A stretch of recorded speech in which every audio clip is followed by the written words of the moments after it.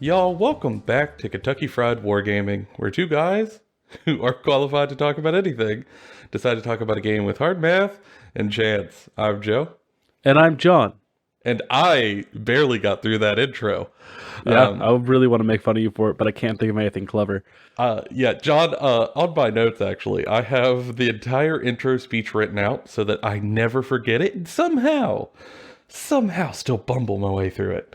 You were thinking about chicken nuggets halfway through, and you were like, nuggets. I was not. I was thinking about Adepticon Reveals, if I'm being honest.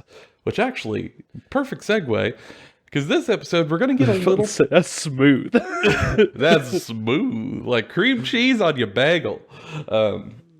I want to take this episode to get a little topical.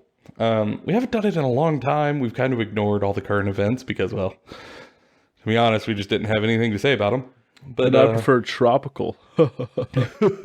John, we live in Kentucky. It's like 45 degrees out right now. No. Not exactly tropical. This past weekend, though, the Adepticon Reveals happened. For those of you guys who don't know or maybe newer to the hobby, Adepticon is a wargaming tournament that happens in Chicago every year right around this time.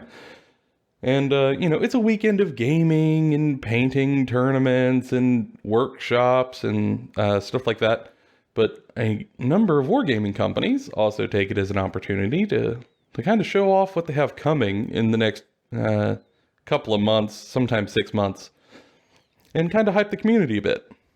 So every year, John and I watch it, and we figured, well, we might as well kind of summarize it for people because there's stuff that's happening and it's hard to keep up with.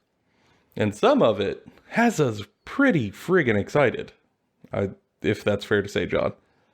Absolutely. But first, hobby time and games played.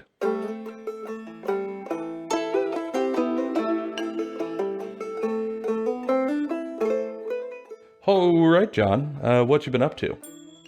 Well, two things. One, it's not hobby related, but I adopted a new dog. Oh... He's amazing. His name is Sarge. He's a three-legged pit bull rescue. He's adorable. He also somehow knows how to get onto counters. He does jumps. He does jumps, big hops. It's been fun training him. Teaching him some better behaviors without, punishing him or abusing him. Just kind of teaching him that he's loved and cared for and kind of getting him into the new house. But also not to eat plastic bags. That too. Woke up one morning to find out he'd eaten a bunch of plastic bags and, like an Elden Ring boss, exploded them from his mouth and looking to me with deep sadness. And that was a fun way to wake up at 4 a.m. John, if I vomited plastic bags, I'd be sad too. Yeah. He's all right, though. He's okay. He's actually sitting here with me while I record. He's adorable. Poor little scamp. Absolutely precious. The other thing I've been doing is being prepared for the Crusade game. So I've been writing up lore for my Gene Seer cult and painting up models and basing them. I want a fully based and painted segment for each as I go. I have a squad and a character left to do. I'm also building and painting terrain that I'll be playing with the board that's themed around this force, which is great. And this is a fun little project to work on in chunks, especially when I talk about the other project I'm probably going to be starting soon, thanks to Adepticon. What about you, Joseph? What have you been working on? A lot of this, I might as well just say, ditto. Because I have largely also just been working my butt off on these Tau. I have been painting like an absolute fiend. Love them fish. Yeah, man. Yeah. I haven't shared anything on Instagram because I'm just a terrible, terrible person with the internet. But I have painted 22 Tau models in like a week, just turning and burning on them with I don't know, like we got done with our Warhammer weekend, and I just had so much hobby excitement that I hit the ground sprinting and just haven't quite stopped.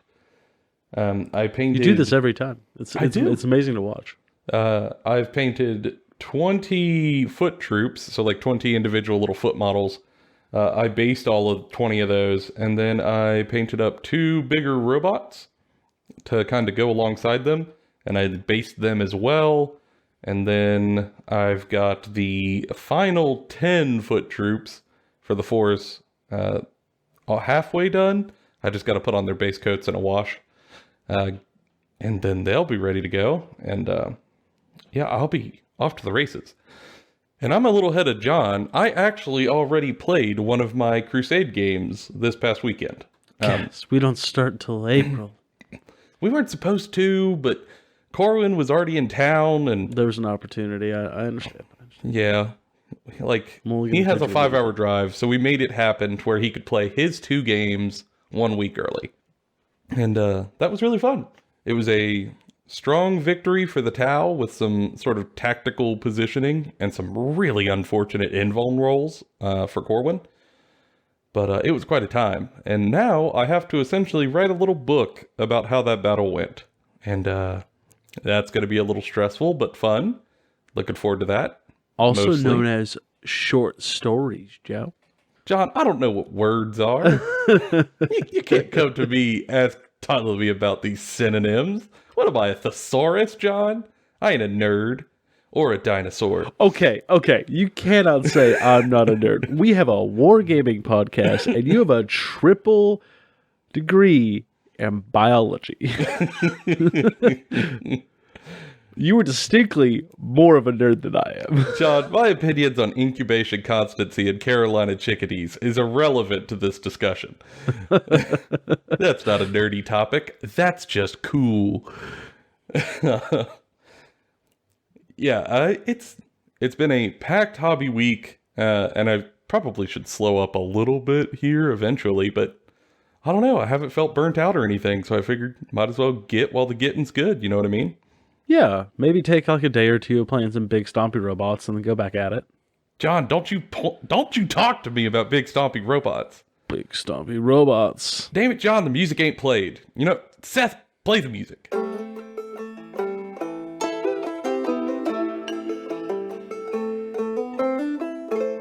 All right, John, we're at least past the musical interlude. We can talk about the topic itself. It's Adepticon time, but the big stompy robots aren't first on my notes, so you're going to have to wait just like a minute. I quit the show. That's fair enough. It will now be a one-man band. Wasn't it always? Continue. So, for those of you out there who haven't seen an Adepticon reveal before, generally they break it up into, like, not just one long list, but in a sequence of games that the reveals are for. So, for example, they'll show you a reveal for Necromunda, and then a reveal for Warhammer Underworlds, and a reveal for 40k, and Blood Bowl, and, you know, etc., etc. So we're going to take it in that order.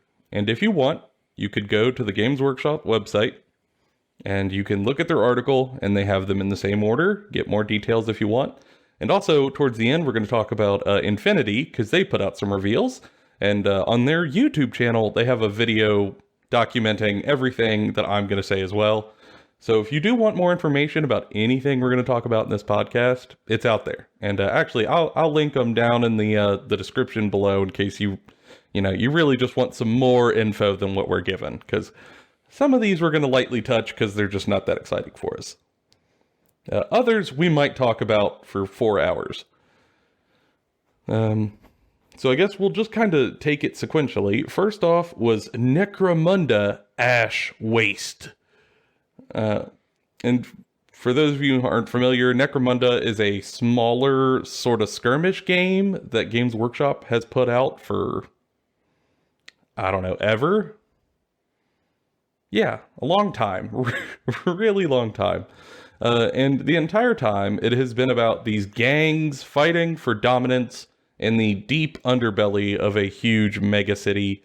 Think like, if you, in your head, close your eyes and picture any Judge Dredd comic or movie, you're pretty close. And it's a gritty little skirmish game, which is pretty fun from what I've heard. I've never played it. But they're coming out with a new version of it called The Ash Wastes, where you are going to be able to place some small vehicles, not in the underhive of the city, but out on the barren wastelands, sort of like a dusted desert. It's almost Mad Maxian. It does tempt me a lot. This is something I could see like myself and Tanner getting really into. Mm-hmm. But I don't know about getting a whole group of people into it because you got to have a specific want for the flavor. The other cool thing with Necromunda is that, like, especially this box set, the terrain for it looks distinctly not the normal boxy gothic 40K. It doesn't. Yeah, it looks more like Dune, kind of. Or like Star Wars. Like, it looks Tatooine-esque, Dune-esque, very weird, not the normal 40K stoic space fascism. It's like, oh no, this is a crazy weird place. Yeah. And in it comes two sort of, I guess I'll call them gangs fighting each other. One is House Orlok, which are kind of like a biker gang miners. And the other are the Nomads of the Wastes, which are people wrapped up in scraps and cloths who live in the wasteland above ground. And for Orlok, they have a couple of like battle ATVs with turrets and stuff. And for the Wastelanders, they ride battle crickets. Yeah, I really like the Wastelanders. I want to get this set just to paint the Wastelanders and paint the terrain for the Mad Max board I want to work on. The models are gorgeous, and the terrain is cool, but it occupies a weird place for me where like there aren't enough of the models for me to buy it, and there isn't enough terrain for me to grab it. So I think I'm a pass on this one, but I do like the sculpts quite a bit. Yeah, like if the price is right and it hits at the right time, I would be interested in Necromunda Ash Wastes. Yeah. You know what I wouldn't want to buy on release? Warhammer Underworld's The Exiled Dead. Oh, yeah, this one was it's a little sad, if I'm being honest. So for those out there who don't know, Warhammer Underworlds is a little hex grid-based strategy game where you have a handful of minis, like 5 or 6 per person, and you're going one-on-one in this little hex grid-based battle game with some like activation cards that you can use, and you're fighting each other over objectives and stuff.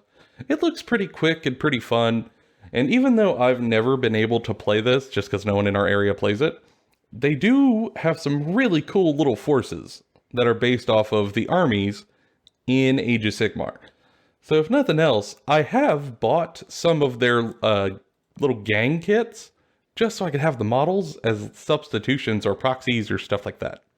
And they pitched this one as being sort of like mad science and is led by a vampire whose experimentations in necromancy were so wild that even the wicked vampires of the realm of death wouldn't let them stay. And when I heard that, my brain was conjuring all sorts of images. Like, okay, are we gonna have like an orc body with the head of a chimera and a giant scorpion tail for an arm? Like, are we just gonna take bits of monsters and do a word scrabble to put them together in these horrifying abominations that no one could stomach? Like, how weird are we gonna get? Well, not weird at all. John, what did we get? We got a single model that has an orc arm and like a bunch of normal dudes. Like, it looks like a bunch of misfits from what's Curse City, and they didn't have anywhere else to put them in. Like, I'm sure there was a sculptor who worked really hard on this thing. It's just like I'm gonna read the little excerpt. If you look up these models, it's a little weird. The vampire's named Daedalus the Exiled, a necromancer whose grisly experience went too far for even those in Shyish. Can you imagine experimenting so much in necromancy that even Nagash asks you to knock it off?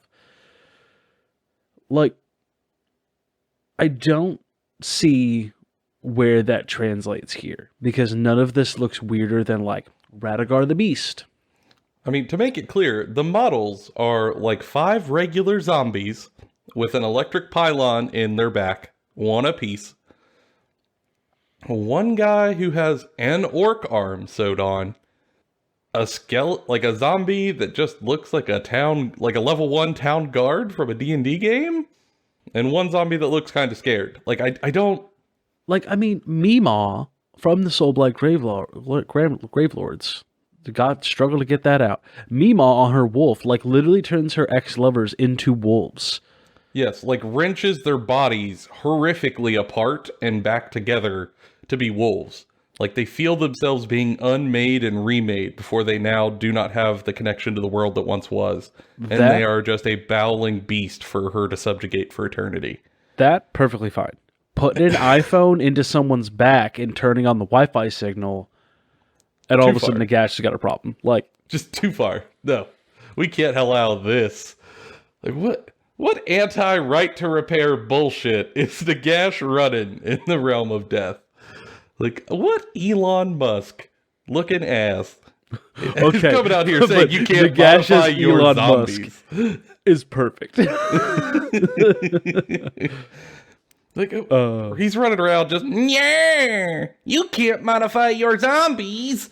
You must send them to the service center. Like, what? What? Come on now. Come on. That's perfect. We have a magical world of crazy animals for you to resurrect. This is too far. Yeah, okay. So, like, well, this was a miss. Super miss. I say we move on to something that wasn't a miss. What about you, Joe? Oh, God. Oh, it's a time, John? Is it time? Time? Yeah. I can't wait to kick the shit out of you, Joseph. I'm going to get you to build a knight army, finally. For long-term listeners of the show, I've been trying to convince Joe to play the army of his dreams for years now. I know this man. This man wants to play Imperial Knights, but not just any Imperial Knights. He wants to play farm equipment Imperial Knights. It's true. I do. I kind of do. And you know what came out, or what's getting announced? Weird enough Chaos Knights to tempt me to build a force to fistfight Joseph. Yeah, actually, for those of you out there who are just listening, I do recommend you go to the article below and watch the video for this, because it's a great little intro video. But the big reveal, like, is that we're going to get new Chaos Knights, like, with a beefed up, huge Chaos Warped Knight kit, as well as a new Dog of War that's all chaosed up in the best ways. Yeah, it's not just the old kit with, like, a couple of spikes on it. Don't get me wrong, I love the Chaos Knight kits. I think all the Chaos Knight kits look great. Minus the War Dogs. Like, this is the first actual, War Dogs we're going to have. But this one's got birds on it, and tentacles, and it's got a tail, and it's got huge tusks, and it's a wizard. It's a wizard! It's a wizard Imperial Knight! Like, it's just, it's crazy. And it's so cool. Me. Like, I'm going to build a narrative force around this thing. Like, I'm going to build knights, sure. But this is going to be the leader of my Chaos Knights. Because I can't not play narratively. Like, you can't help yourself. Yeah. And I think this is the best kit for Chaos I have seen come out in a while. Like, I like this more than Be'lakor when I look at it. I really like Be'lakor, and I like this even more. Like, they really ride the line of pushing it as far as they can without going too far. It's just great. And you can put as many bits and bobs on it as you want. The conversion potential is out of this world. I think this kit is going to be a slam dunk for them. And to then back it up with some Warhounds on top of that? Yeah, it's great stuff. Yeah, the War Dogs are great. I've already currently built a couple of lists, hoping that the points don't change too much upon release of the new codex. Which, by the way, they announced the codex, and they'll be releasing Imperial Knights codex along with this. Yeah, so both Chaos and Imperial Knights will have their own codexes soon, which is going to be awesome. Can't wait. Right. And I'm very excited. I am extremely excited. This is probably the thing I'm the most excited about. Like, there's some other stuff in here that's cool. This is the thing that has me the most excited. I haven't been feeling the chaos flavor for a while now. I've been mostly waiting for World Eaters, but this I like. Mm-hmm. Yeah, it's so cool. And I will say, it was the only model they showed off. Like, we watched this as a group live. All of us, all three of us, shouted out loud when they showed off the model. Not planned, just so impressed and excited. Shouted out loud. It's that cool. It's just that cool. It was great. I haven't been this excited to look at a Chaos model since they announced the new sculpt for Abaddon. Yeah. And I say all this as someone who dislikes Chaos. Yeah. It's cool great. Cool model. I have to build this whole army and paint it impeccably, like take my time, build it and play it, just so I can put it across some table from you and we can all look at it and go, and then you can be like, I'm going to kill it. I'm going to kill it so bad. Yeah. I'd like to try. Yeah, it's a time. And I don't know, my heart wants to do Imperial Knights. I am split on it just because they are expansive. But we'll see. I have a story locked and loaded, ready to go for Knights from when I first got into 40k and people talked me out of playing Knights. With some cool conversion potential, but they are a lot of money, and that is the downside of Knights. They're $170 a piece? I think they're 160, with the slightly bigger ones being a little bit more expensive. But I'll be honest, like the Tyrants and all those, they're not that much bigger, and I'm of the opinion they don't look as good as like the normal Knights. Mm-hmm. I think the normal Knights and the War Dogs are where it's at. And I think Forge World Knights, don't even bother. No, thank you. Yeah. Just, no, thank you. You couldn't make me. Yeah, they're pretty good. Pretty expensive. I wouldn't buy them straight from GW. I'd find a really nice local store and buy them from there. Hint, hint, wink, wink. I know. 20% off would make the price hurt less. Yes. I do relish the idea of Knights because I like painting. Like, I don't like painting hordes. I'll do it if I have to, as my orcs and my current Tau list shows. But I really don't like to. I really just rather spend a good amount of time on one model. And I also think that these kits in particular are worth their money. Like, I've seen the sprues. I've helped someone build one before. There's a ton of weapons options. You can magnetize. You can spend your time. There's a lot of craft that went into these, and there's a lot of bits and things that makes it worth it. In a way that I don't think a lot of other kits are. Mm-hmm. Like, don't get me wrong, I love some of the new kits, but like, there's some of them where like, I think was it like $50 for 5 flayed ones with Necrons, and that doesn't even get you a full. No, I'm sorry, that gets you a full squad now, but it's not the size squad you're going to use. That's like, nuts. Yeah, like it is in a weird way. Knights are almost a cheaper army to play than a lot of other ones. Like, it's cheaper to play than a Horde army if you were to buy all plastic. I mean, that's true. That's very true. Yeah, I don't know. We'll see. I might be willing to shift another army that I never really got on with to rotate Knights into the roster. I don't know. I just have this worry. Like, it is because of when I got in, people were like, no, nobody who plays Knights is cool. They're all chuds. And now I'm like, man, I don't want to be a chud.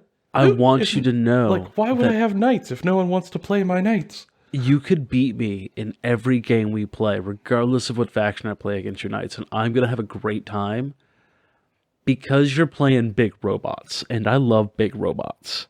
I don't think I'm the only one in our play group who feels that way. I think a lot of members in our play group are going to go, oh, fucking tight, big robot. Hell yeah, I'm going to bring big monster, even if it's not the greatest, because I want to fight your big robot. Like, it's just going to happen. We'll see. We'll see. All right, everybody, all listeners, you have to peer pressure Joseph. It would be also like a huge conversion undertaking and basing undertaking. Yeah, I want to see you flex it. Like, show me what you can do. We'll see. We'll see how much bullying I get. I'm susceptible to bullying. All right. Aside from the Joe bullying, this one we're not as excited about. There's one model in this next thing that I think is very cool. Blood Bowl, for those of you who don't know, is a game that the Brits made when they heard that Americans play fantasy football. And, you know, they took that to an extreme as sort of like a very literal translation, and they came up with this world where it's a bunch of fantasy armies, you know, orcs and elves and humans and ogres and treemen and halflings, all playing this game of murderous football called Blood Bowl. And on the tabletop, it's sort of like playing hardcore chess with a bunch of little fantasy football minis with, you know, weird, crazy teams on it as you're trying to, like, kill the opponent and get the ball up the pitch. It's actually quite fun if you have the right people. It's how I got into tabletop wargaming.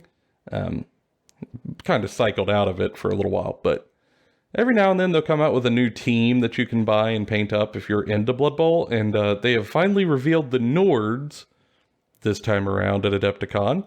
So, you know, like the frozen Northerners. One of them, like, two of them look like they're kind of turning into werewolves. One of them's like a big Valkyrie woman. A couple are just like big muscly dudes. And then the absolute MVPs of this whole box. They have two tiny little boars. Just little itty bitty pigs with beer kegs strapped to their backs with rope. And they play on the field. Like, they run beer from player to player. And I just love them little pigs. Ugh, they're so good. I love them little pigs. I do love them pigs. God, I would love to just be like, Piggy, give me a Coors Light. And, you know, Piggy comes running up. Joseph out here talking about fat hogs. Slightly pudgy hogs, John. Pudgy. Yeah, they're cute little models. If you're into Blood Bowl, give them a look. I think Blood Bowl is kind of a niche game because it really doesn't quite do what you think it would do. Like, when I think about Blood Bowl in my brain, I think of like this hard-hitting, brutal, crunchy game. And in actuality, it's more like you're playing chess. Hardcore chess. Just a little weird of a mismatch for me, but I know there are people out there who love it. Next up, John. This one's going to be a little bitter. Yeah, this one's a little sad. Age of Sigmar. John, you what did we get? You want to lead with the thing we liked about it? Yeah, we'll lead with the thing we liked about it. Okay. Thing we liked about it. Nighthaunt model. It's the ferryman ghost thing. Nighthaunt, incredibly easy models to make for. You can crank them out like crazy. They're great. No complaints. Amazing. My biggest complaint is I can't play the army. Can't bring myself to. Yeah, I mean, it's obviously like a really fun riff on Chiron, the ferryman of the Underworld. But, like, even though it's a riff on that old archetype, it's so well done. I just don't care. I don't care. Sometimes the archetypal thing just hits, and that's great. Yeah, it looks incredible.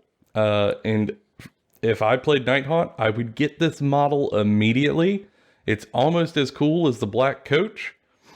It's just incredible. Like, all the ghosts kind of like a wave pushing the shattered boat forward. It's good stuff. This model is going to be golden demon fodder. I can already tell. Like, someone's going to make an entire diorama around this, and it's going to be amazing. I can't wait to see it on Instagram. Can't wait. And the other thing they showed off for Age of Sigmar was the new Season of War, Thondia. Collectively, just gonna boo it. Just boo. No. Yeah. Don't like it. Yeah. I'm not a fan of this season pass model they want us to adopt. I won't play it. I just don't like it. And it's not good. The reveal itself also didn't help my particular opinion there. It's going to be a box with a couple of pieces of terrain in it.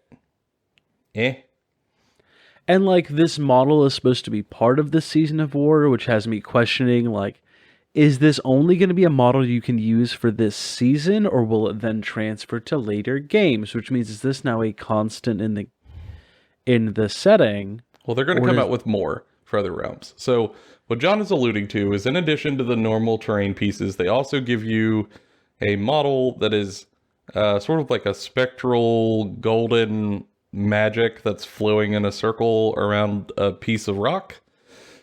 And it's made of like bone and has a head that's sort of like a monster. And it is a spirit from the realm of beasts that you could ally into your army and use as a model. Like, this would be great if I only played Age of Sigmar, right? And I only played Age of Sigmar, and I played every other Saturday with the intention of going to a tournament 2 or 3 times a year. Like, that's cool. Like, Battle Pass stuff makes sense for that person. I don't think that's the average Age of Sigmar player. I don't think so either.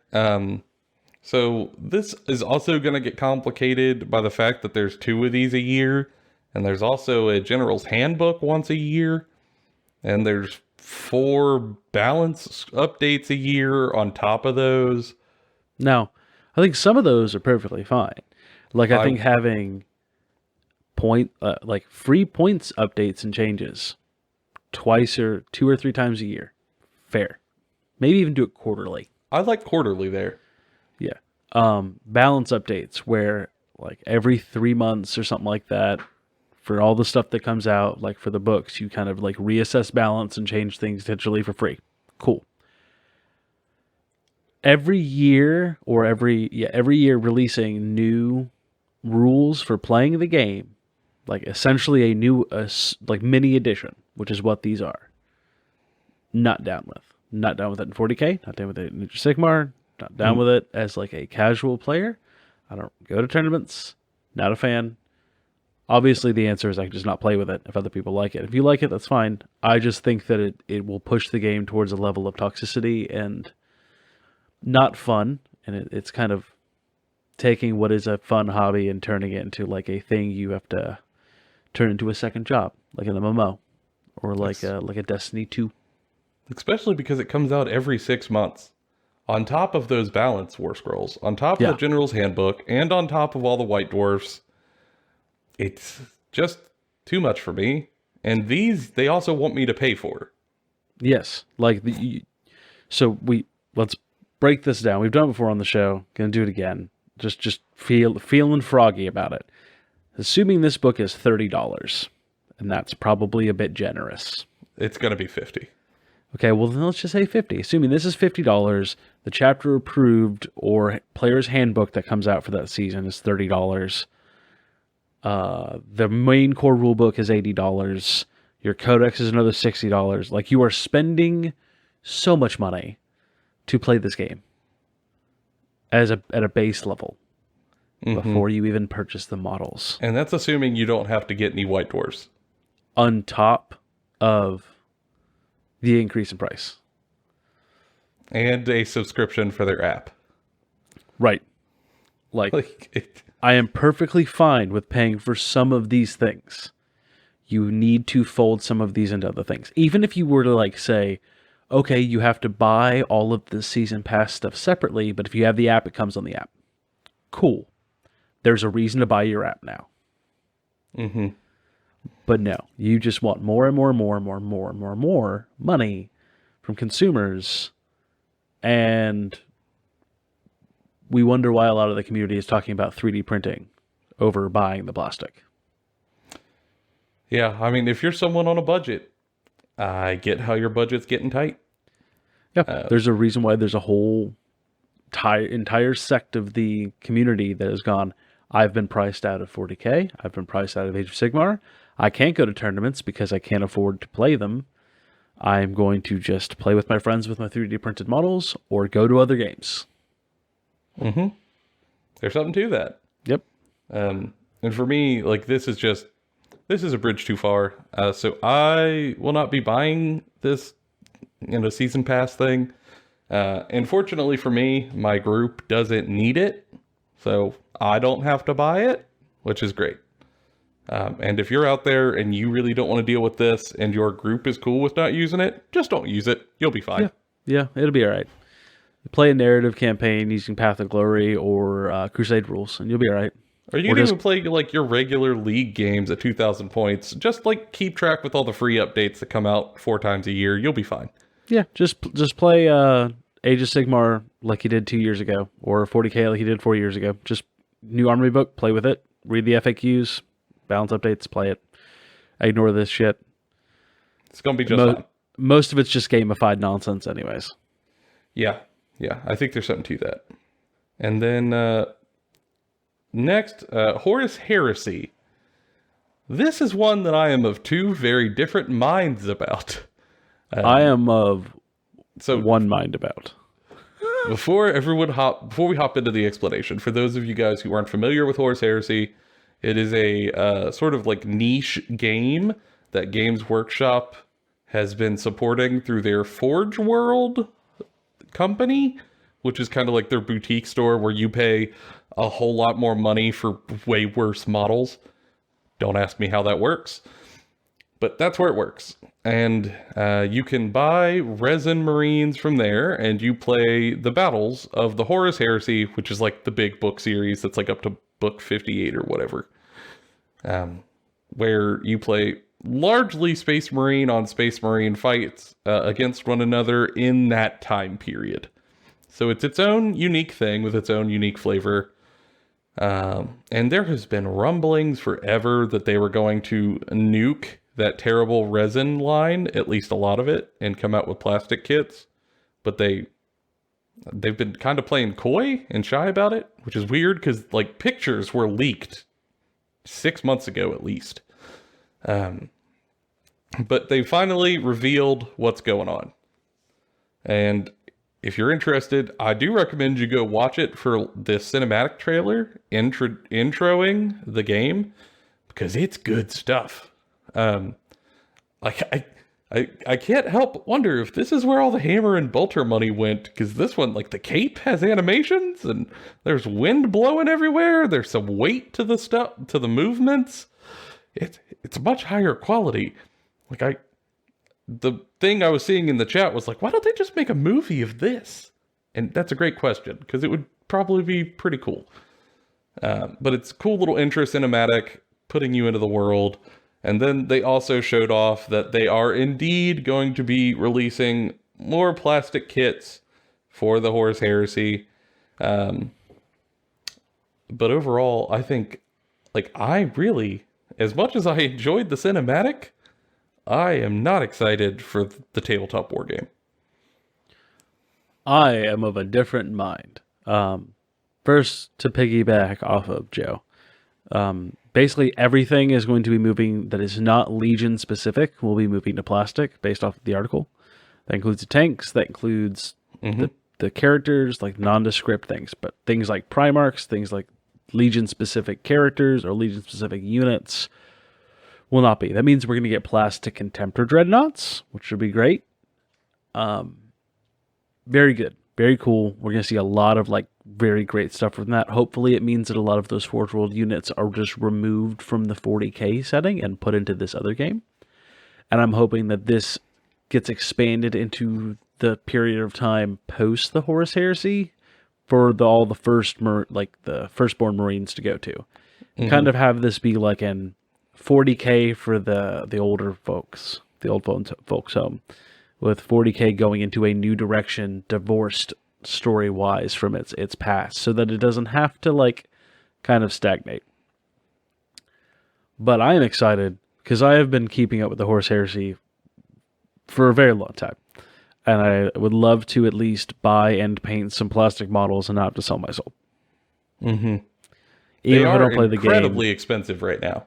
yes. Like, even if I don't want to play the game, even no one plays the game with me, I would love to get like a squad of Marines and paint them in like a really cool little cinematic piece.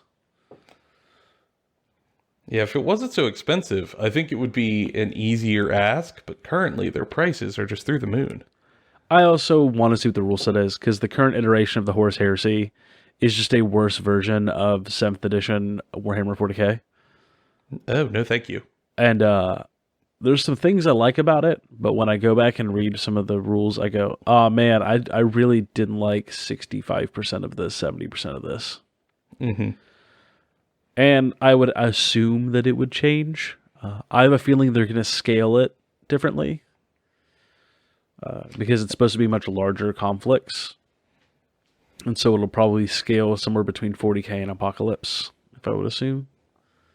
Oh, so you need even more plastics to fill the board. Maybe the scale that you see those guys in, right? Like it seems off, right? Like it seems their scale of the models they were leaked doesn't seem like normal scaled models. But it actually has to stay. Never mind, I'm wrong. It has to stay the current scale because of the dudes. The dudes? The Primarchs. Oh, yeah. Yeah. So, I don't know. We'll see. I'm hoping the rules are interesting and different. It's like, worst comes to worst, it's like, oh, okay, the rules suck, not going to play it. Mm-hmm. Yeah, So. I mean, we'll see. It's a harder sell for me because a lot of it is from Forge World, even after they redo the basics. Like for Blood Angel Terminators, it was like over $80 for one squad. You're high. I can't do that. Well, also, everything on the board is just Space Marine. Like it is all Space Marine. Everything is Space Marine. And that's also a bit of a turnoff for me. So, just not my cup of tea. But Unless, that cinematic, though, good stuff. I think there's a lot of rules things they could do to make it, even though it's all Space Marine on the table, them play drastically different from one another in a way that is interesting. Possible, but harder to do. Yeah. We'll see. We'll see. Maybe if GW pays their rule designers for this game more money than they pay their other rules designers, they'll design a great game. Fingers crossed for their sake. Spicy. Ooh, I don't know how the entire community is so mad about dumb stuff while everybody's just fine with that. What are we doing? But I'm not getting into that tangent on this show, Jess. All right, moving on. They did end the reveal with a little stinger about how more chaos stuff is coming for Warhammer 40k, and including Chaos Space Marines getting 2 wounds. Huzzah! I don't know. Like, I'm excited for my Chaos friends, but like, how do I put this? It feels weird for them to make this problem happen and then also like get it on the joke of fixing it. Like Discourse Miniatures pointed that out and like, she's right. Like you caused this. You don't get to play buddy buddy now. Like, no, you did this. I don't know. Feels weird. I'm glad that my friends are getting 2 Wound Marines, though. That's going to be nice for them. Yes. I also have a theory. So with this announcement, we know that Chaos Space Marines are coming out after Imperial and Chaos Knights. Mm-hmm. Leaving only Chaos Demons and Astra Militarum as the last 2 codexes to be released. Yeah. I think there's a distinct possibility based off of what happened with the Eldari book and based off of what has happened with a lot of the books that you will see a Chaos Demons, Chaos Space Marines combined book. I don't think I'd like that very much.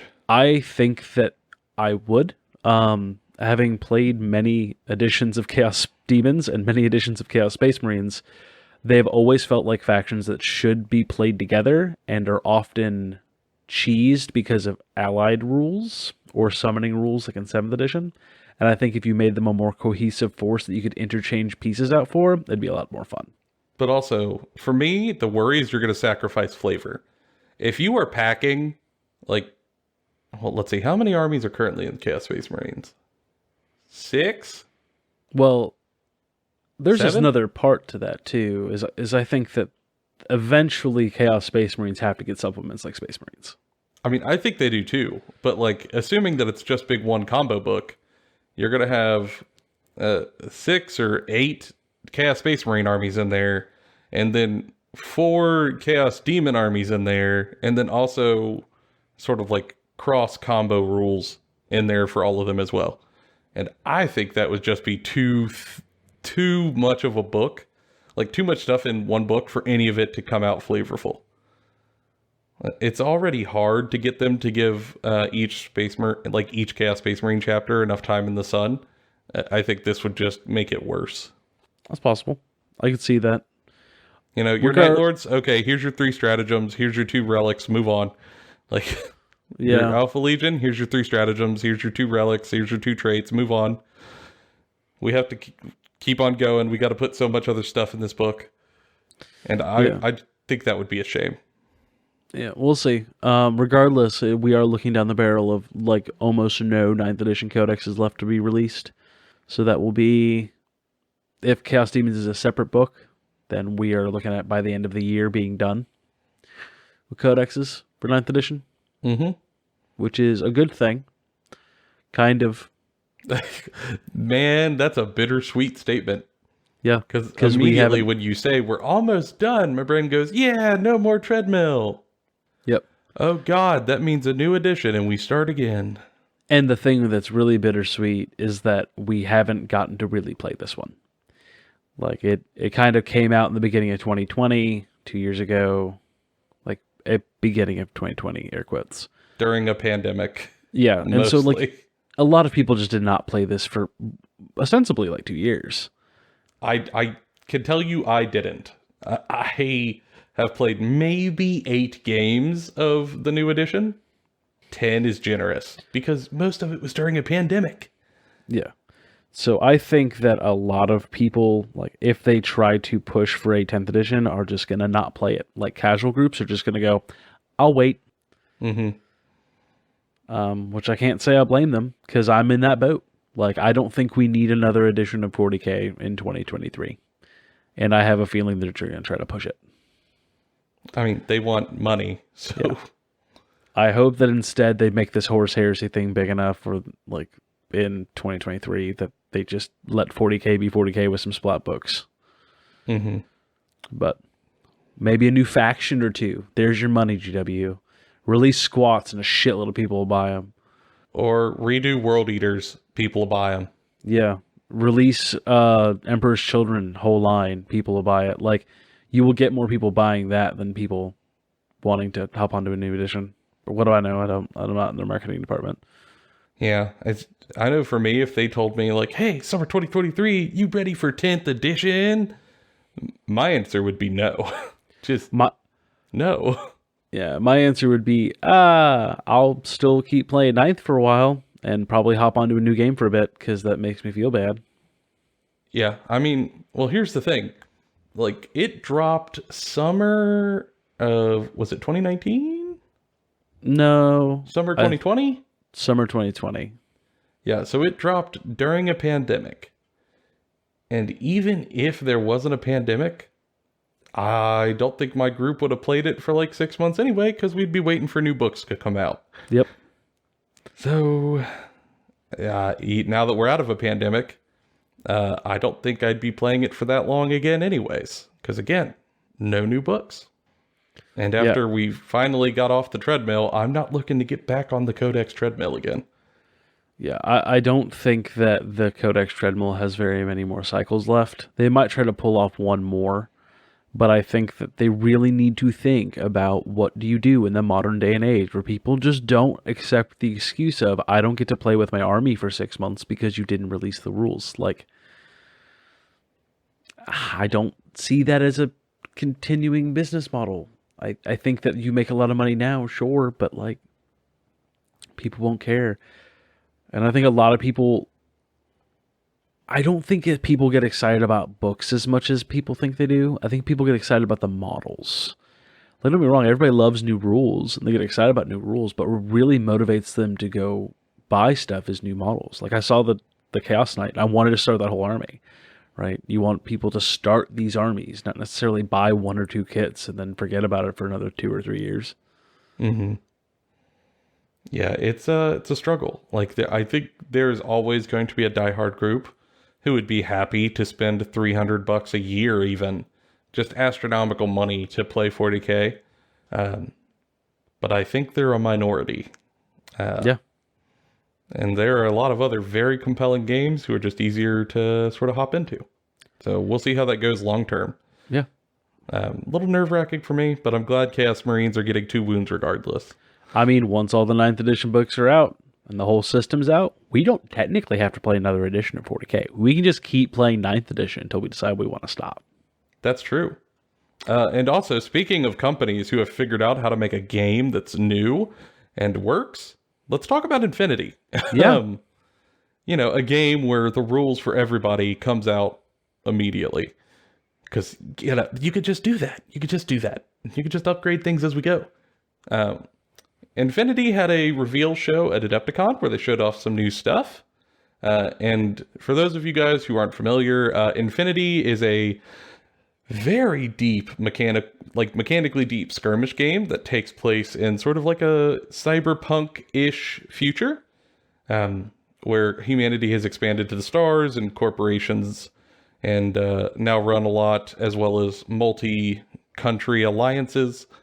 And you are playing small groups doing covert missions against one another in order to hopefully not spark all-out war. It's a skirmish game with these beautiful cyberpunk models. Tons of fun, mechanically rich. If you're into it, give it a look. But here on the show, we've talked about how we don't want to just cover Games Workshop games. And I happened to catch their reveal stream, and it had some great stuff in it, so I wanted to throw it in the show. And also use it as an example, because I really like some of the stuff they do about how honest they are with their player base. It's refreshing. So, Infinity unveiled a cornucopia of new models for the Combined Army faction. If you're a player out there who's into Combined Army, go look at these. There's like 12 new models for your army, which is really impactful when a force is like 8 people. That's a lot of options. So good for y'all. And I think they said they're all coming out in plastic, not metal, which is, holy cow, even better. Yeah, plastic. Like, don't get me wrong, their metal is good, but it's still metal. So anytime they say they're doing plastic, I'm really interested. Also, they released some new rules for sectorial fire teams. Now, I will admit, I do not know enough about the mechanics to be able to explain this to everybody. But they were essentially changing the way they work to make them a little more impactful and less bookkeepy, which, all around is good stuff. And again, they didn't just hit like one group with this. They just did it for everybody at once, so you're all good to go. Every force, have at it. And then lastly, and I found this really interesting, like, we are in Adepticon. Gen Con is not till the summer. And Corvus Belli, the company who makes Infinity, looked at their players and went, hey guys, here's what to expect at Gen Con, just so you know what's coming. They're going to be putting out a new dual box, like a big dual box kit, with terrain inside of it, a new storybook, as well as 2 armies in it. It's going to be Aleph with some new models, as well as the Assassin sub-faction for Hawk Islam with some new models. And they're going to put all that in a box, and they're going to reveal it at Gen Con so you can know when you can get it, and the community can know what's coming. And that's such a breath of fresh air. Yeah. Like, what do you know? You could just tell your player base what to expect and not give a roadmap that is still leaving you guessing about what's coming in 3 months. No, they were just real honest. They didn't show off what's in the box. Obviously, that's coming at Gen Con. But you won't get your hopes up. You won't have field beds. You know what's going to be there. Yeah. And I think that's great. And more importantly, you're not relying on, air quotes, leaks to get out to show things. Nope. You heard it straight from the horse's mouth. Yeah. And like, also, their video, like, every time they do a little update, they're so friggin' passionate about what they're putting out that it's infectious. And I'm a big fan. Huge fan. Like, that's the thing that kills me with 40K and Age of Sigmar and Games Workshop products in general, right? Is that there's lots of people who are a part of this game, not just on the consumer side, but like making this game, that are super passionate. Like, you can see it in the presenters for these games. Like, they are too themselves happy hobbyists who really are excited to be a part of this. I'm sure there's authors and designers and sculptors and artists who are all working on these things. They're so excited because this is stuff that they love. But it's like ruined by this like corporate nature to things. In what, for many folks that have been playing for years or like a decade like me, remember when it was much more open to that like artist, like free form kind of buy the model if you want, oh well if you don't kind of thing. Mm-hmm. And now it's becoming like every other entertainment thing in modern day. Video games are getting ruined. 40K is being ruined. Like, it just kind of happens. I know it sounds really down, but like, I want to make sure that people aren't blaming like the artists and the Warhammer community people. Like, there are people involved with this game that are very passionate about what they're doing. They're not the corporate person calling the shots for shareholders. Yeah, they're just doing their best, and the odds are they're probably not making a whole lot. Yeah, unfortunately. So, like, if you do find them on Twitter or something, cut them a break. Don't be a turd. Yeah, don't attack them for their boss's actions. You know what I mean? That's a crap thing to do to somebody. But, like, I do think all in all, it was a good Adepticon reveal. You know, the Knight stuff, I think, is a slam dunk. I'm genuinely excited about it. Yeah, even if my I do bitching 3D about print GW a good portion. Yeah, my bitching about GW aside, I'm probably going to buy the shit out of those Chaos Knights. Like, yeah, I think I'm going to pass up everything else they revealed, but one of those things hits me. So, like, hey, that's something. It's still something. And I think that's good. And also, it's nice to see Infinity getting a bigger footprint. I'm always just happy to see other games that have less room in the hobby space getting to take just a little bit more real estate for people to realize they exist. And, you know, it kind of makes me want to grab a handful of Infinity models and give it a whirl. I mean, I've played Infinity before. I would play it again. I just need to pony up and get the models and paint them. Well, luckily, you're only going to need like 8, which that's true. Does cut down the painting load significantly. Joke's on you. I'm also going to play Chaos Knights and only need 8 models. Hey, but they're much bigger. I know. There's a difference between like 8 guys on the ground and 8 knights.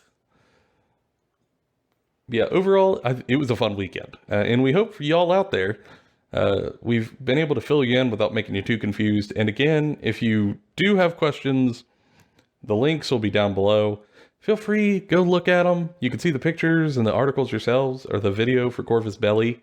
And if from that you still have questions for us specifically, you know, we have the social medias open. Feel free to reach out to us. We're always there to hear you. We aren't experts in all these games, as we have been very open about here, but if you have very particular questions, we will do our best to get you answers. Yeah. And you know, have fun with all your hobby, whether you print, buy, whatever you do, either with Games Workshop or otherwise. Enjoy the hobby. Often we kind of get stuck in the negativity, even when they show off new stuff.